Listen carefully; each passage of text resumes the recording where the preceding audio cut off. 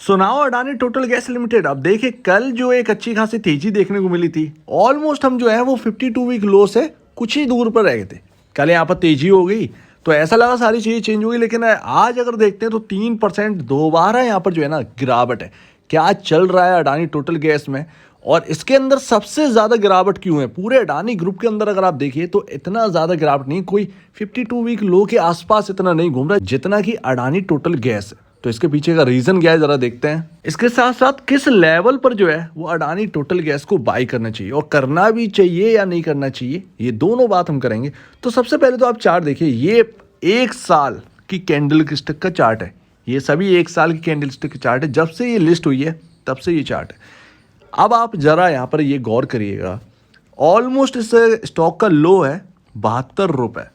72 रुपये पर ये स्टॉक था, राइट। उसके बाद एक रिकवरी आई, यहाँ पर टोटल गैस है, यहाँ पर जो है ना वो एंटर करी, टोटल एनर्जी जो कि यूएस की कंपनी है, उसने जब एंटर किया तो ये स्टॉक में थोड़ा सा उतार चढ़ाव ज़्यादा हुआ। ऑलमोस्ट ये 150 के आसपास चला गया।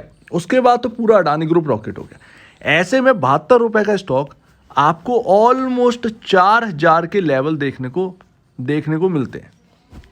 4000 का लेवल ऑलमोस्ट आपको 55 टाइम का रिटर्न यहाँ पर देखने को मिल रहा है। बहुत सारे लोग इसके अंदर करोड़पति हो गए। यस, ये रियलिटी है।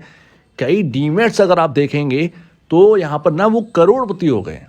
ये रियलिटी बात है, रियल है। अडानी ग्रीन के अंदर आप देखेंगे तो कई लोग करोड़पति हो चुके हैं, और अभी भी उनको ऐसा लगता है कि ये आगे बूम देगा। लेकिन आज देखिए सबके पोर्टफोलियो 55 गुना रिटर्न जो बना कर दे रहे थे, वो आज कहाँ पर है? आपको कितना है? अडानी टोटल गैस के अंदर देखें तो सिर्फ और सिर्फ आपका निचले लेवल से 10 टाइम का ही रिटर्न आपके पास रह गया, 10 गुना का रिटर्न।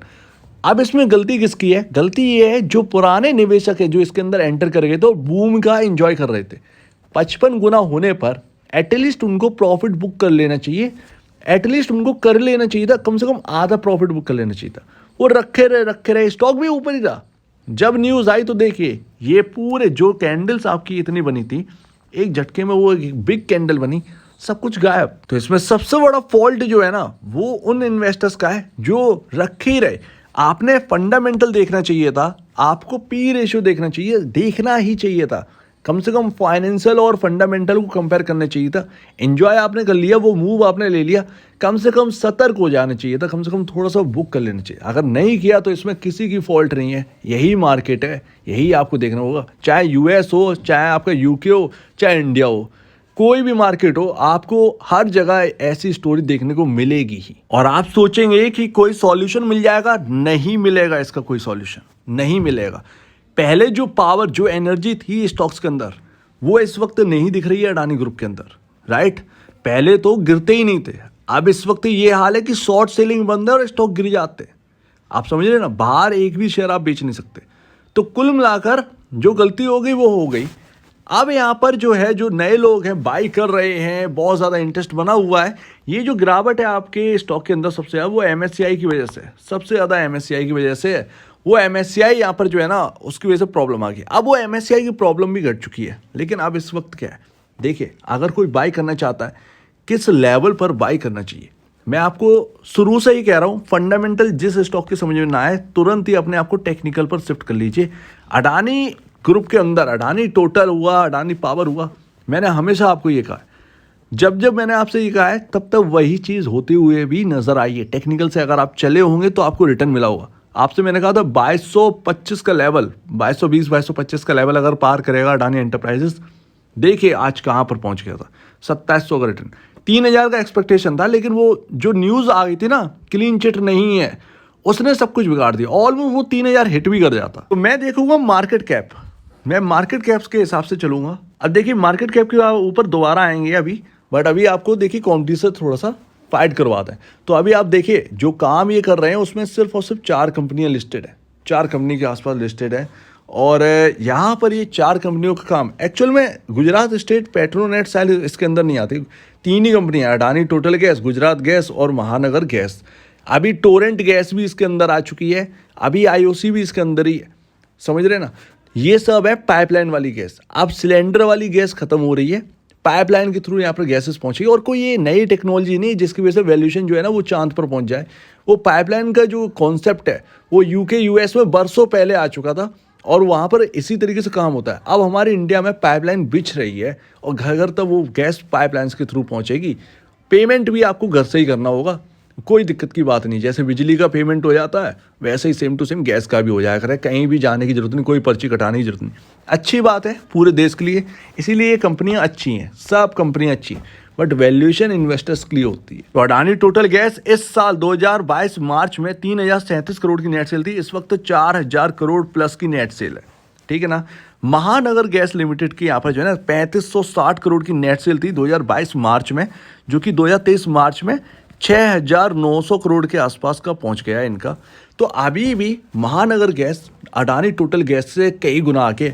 अब यहाँ पर देखिएगा अडानी टोटल गैस का पी रेशियो चला है 135, जो कि सबसे हाईएस्ट है, इंडस्ट्री भी 30.57 है। महानगर गैस लिमिटेड का यहाँ पर पी रेशियो आपको 10 का देखने को मिलेगा, 10 का पी पर वर्क कर रहा है।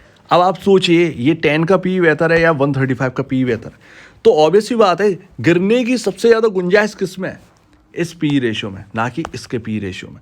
तो अडानी टोटल गैस के अंदर कोई गिरावट अगर आती भी है तो अभी उसके अंदर बहुत बड़ी यहाँ पर जो है ना एक पी रेशियो की वजह से आ भी सकती है, इसमें कोई बड़ी बात नहीं है। आप प्रिडिक्ट कर सकते हैं लेकिन आप ये डेफिनेटली नहीं कह सकते कि आनी ही है या ये हो जाएगा या वो हो जाएगा, बिल्कुल भी आप सीधा सीधा नहीं कह सकते। तो यहाँ पर ये बात तो नोट करनी होगी। अब MGL का जो मार्केट कैप है वो ऑलमोस्ट 10,000 करोड़ के आसपास का है और ये अडानी टोटल गैस का 73,962 करोड़ के आसपास का है। हर चीज़ हमने पी रेशियो भी कंपेयर कर लिया, पी रेशियो सबसे हाईएस्ट अडानी टोटल गैस का। तो ये एक प्रॉब्लम की बात है पूरे मार्केट के अंदर। गिरने को तो बहुत गिर सकता है, चलने को तो बहुत ज़्यादा हम कह ही नहीं सकते ही चल सकता है क्योंकि ऑलरेडी बहुत ज़्यादा महंगा। लेकिन पहले की तेज़ी जो आपने देखी वैसी तेज़ी अब नहीं होगी, वो तो भूल जाइए। कई स्टॉक्स के अंदर जब वो बिल्कुल ठंडे पड़ते हैं ना तो वो पहले जैसे उनके अंदर वो रॉब वो एनर्जी नहीं रहती चलने की, अब एक नई एनर्जी के साथ चलना पड़ता है और वो एनर्जी स्लो भी होती है। तो अभी ना ये काफ़ी ज़्यादा आई है। मेरे हिसाब से अगर किसी को बाई भी करना है तो फिर यहाँ से एक गिरावट एक डिप का वेट करें।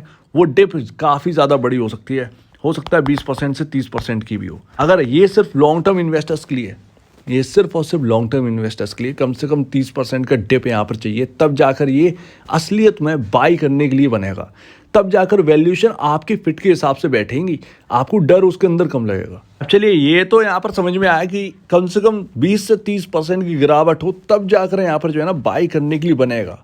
फिर भी यहाँ पर थोड़ा सा स्ट्रेच रहेंगी वैल्यूएशन, ये और याद रखिएगा क्योंकि 20-30% पर गिरने के बाद ना आप फिर भी आपका मार्केट कैप आपका पी रेशियो उतना ज़्यादा नहीं आएगा जितना कि आपके पी जो पीयर कंपैरिजंस है ना वो वर्क कर रहे हैं। तो ये आपको ध्यान रखनी है। लेकिन फिर भी एक ब्रांड वैल्यू जो मार्केटर ने दे रखी है वो कम से कम इतना मार्केट कैप तो 20-30% इनफ है इस स्टॉक के लिए फिलहाल के लिए जिस तरीके से यहाँ पर चल रही है। लेकिन एक्चुअल में यहाँ पर जो है ना वो फिर भी महंगा, थोड़ा सा महंगा रहेगा फिर भी, तो ध्यान रखिएगा। तो खैर ये होगा या नहीं होगा पता नहीं, अपने को टेक्निकल से यहाँ पर जो है ना पूरा समझौता कर लेना चाहिए, सीधी सी बात है।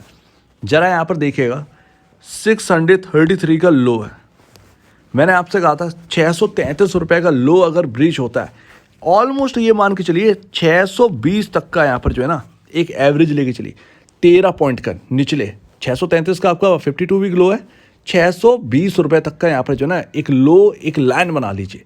क्योंकि कभी भी जब स्टॉक होता है एक इंपॉर्टेंट लेवल ब्रीच होता है तो वो नीचे आता है, कम से कम 10-15 रुपये उसे एक रेंज चाहिए होती है जिसमें वो घूम भी सकता है और घूम के वापस यहाँ पर जो है ना हाई भी लगा सकता है। हाई का मतलब वो लेवल्स वो काफ़ी ज़्यादा यहाँ पर जो है ना अपसाइड भी देख सकता है। तो ऐसा अगर ना हो, इससे बढ़िया है कि आप एक रेंज लेके चलें। 633 अगर टूटता भी है 52 वीक लो तो 620 अगर टूटता है तब यहाँ पर समझ जाना है कि इससे दूर रहना है।